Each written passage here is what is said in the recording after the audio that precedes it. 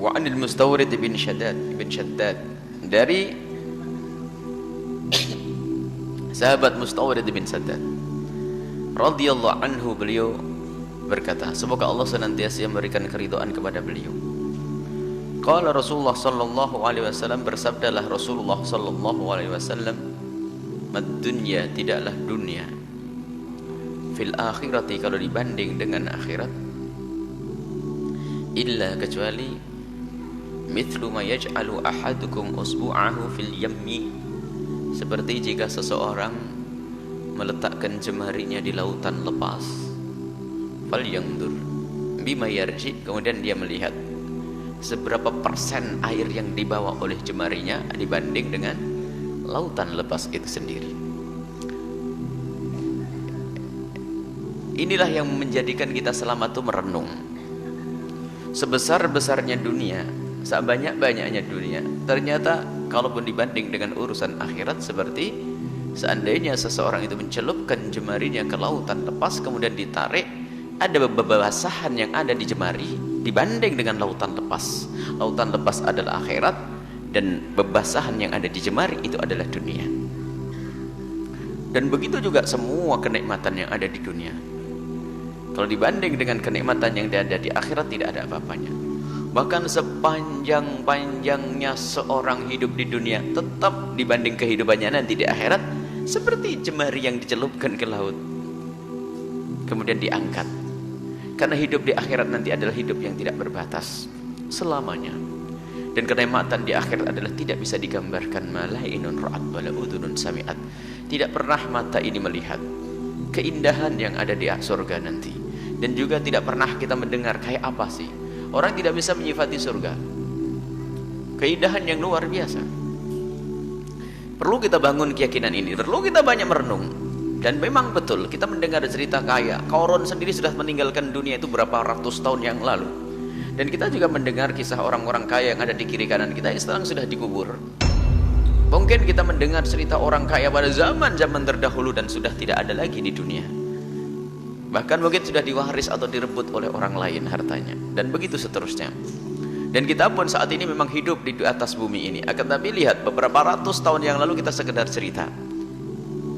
Kekayaan yang kita kumpulkan pun tidak ada. Rumah megah, mobil mewah pun sudah tidak dinisbatkan kepada kita lagi. Dan semuanya seperti itu. Dan ternyata sangat kecil, sangat sebentar sekali hidup kita itu. Kita seperti orang numpang lewat kalau orang paham. Tiba-tiba sudah dikubur kita. Rencana si panjang, seolah-olah tidak mati. Itu kan rencana kita. Akan tapi hakikatnya itu sebentar, lihat. Tiba-tiba kita sudah dikenang oleh cucu kita. Oh, mbahku sudah dikubur, ini mbah kita. Dulu tahun 2000 berapa itu hidup, Masya Allah, dia kaya raya. Tapi sekarang kubur, mati mbah kita. Semua dari kita seperti itu. Lah inilah kalau kita itu hanya membanggakan dunia, berakhir. Hanya sekedar cerita. Tapi yang kita banggakan akhir. Jika yang kita banggakan adalah akhirat, abadi yang menyanjung adalah Allah nanti di akhirat. Bahkan Nabi pun menyanjung. Nabi SAW menyanjung kita nanti di akhirat. Ini. Jadi Nabi selalu mengajak merenung. Enak-enaknya sampai kemarin dikatakan bahwasanya kalau kita menemukan orang yang paling kaya di dunia, paling nikmat di dunia, paling mendapatkan karunia di dunia, kemudian dicelup di neraka sebentar nyes begitu, apakah masih bisa kebayang enaknya dunia? Sudah nggak ada kebayangnya. Hilang dengan gara-gara siksa yang sebentar tadi.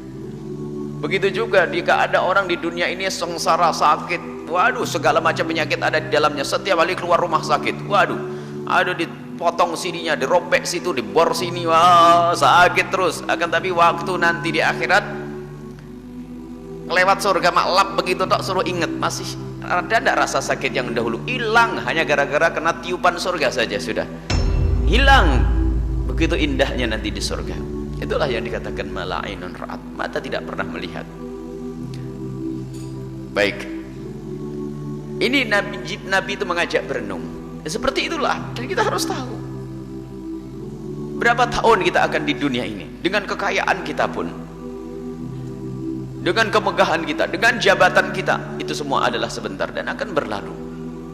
Termasuk makom makom ilmu yang katanya kiai besar dengan jamaahnya, itu juga sementara, sesaat saja.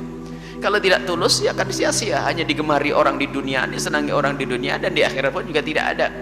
Sebab ini bukan tujuan, akan tapi tujuannya adalah setiap orang yang belajar dengan seseorang itu adalah semoga menjadi tabungan nanti di akhirat, kan begitu. Harus begitu yang ada di hatinya siapapun yang mengajari orang. Bukan hanya urusan besar-besaran jamaah atau gede-gedean pondok pesantren. Pondok pesantren akan hancur bersama gempa. Bersama hancurnya bumi ini pun akan hancur. Akan tapi nilai dan makna daripada pembangunan pondok pesantren itulah yang akan dibawa di akhirat nanti. Ayo kita semuanya cerdas dengan ini semuanya.